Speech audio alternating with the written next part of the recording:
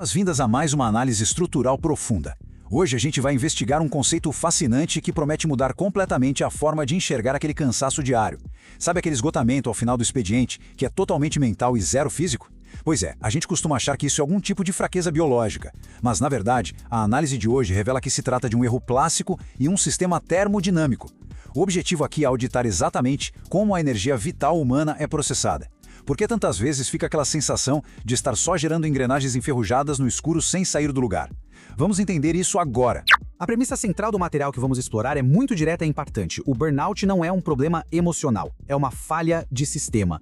Essa é uma lente puramente mecânica sobre o esgotamento. Basicamente, quando o cansaço é excessivamente cognitivo, significa que o processador biológico humano não está produzindo valor de fato. Ele está sendo literalmente moído pela máquina. A energia diária evapora apenas para alimentar um circuito que não gera nenhum traço permanente na realidade. É uma visão incrivelmente objetiva sobre o colapso da nossa energia no dia a dia. Para fazer essa varredura de sistema, a gente vai passar por 5 estágios rápidos. Primeiro, o diagnóstico da futilidade, seguido por anatomia, labor versus obra, depois a mecânica da domesticação, a auditoria do construtor e, para fechar, o ultimato termodinâmico. Começando então pelo estágio 1, o diagnóstico da futilidade, onde vamos identificar esses erros no sistema.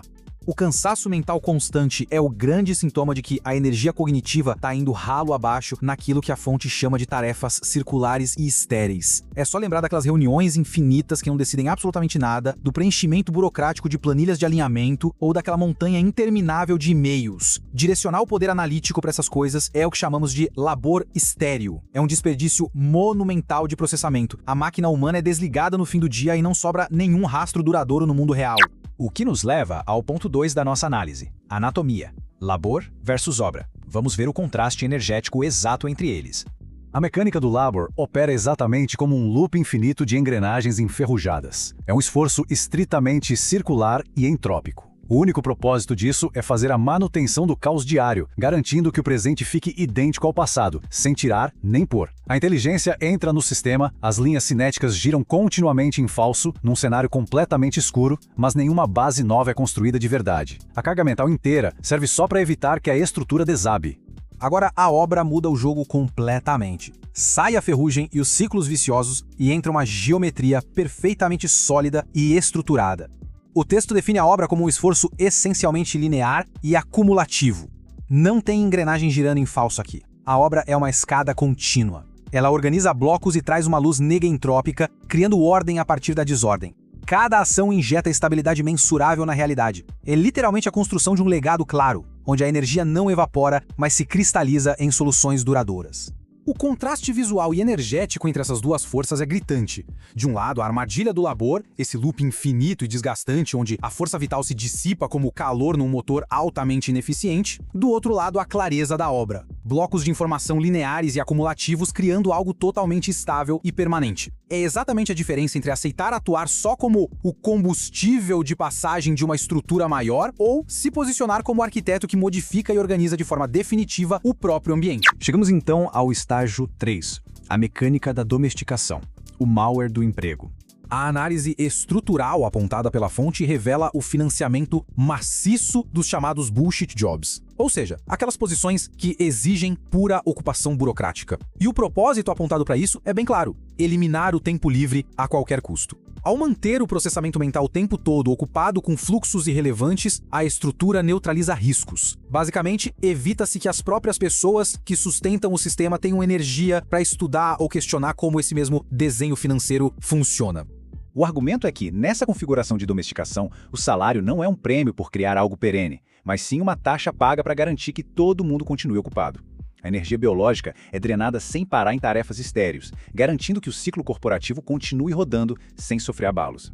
E de forma estrutural, qualquer ganho obtido acaba sendo diluído pelo próprio design do sistema. O ponto central aqui é que o ambiente tradicional foi otimizado para que a força humana mantenha a máquina principal viva, tornando quase impossível a construção de qualquer obra independente em paralelo. Passando para o estágio 4, a auditoria do construtor. Como depurar essas rotinas diárias na prática.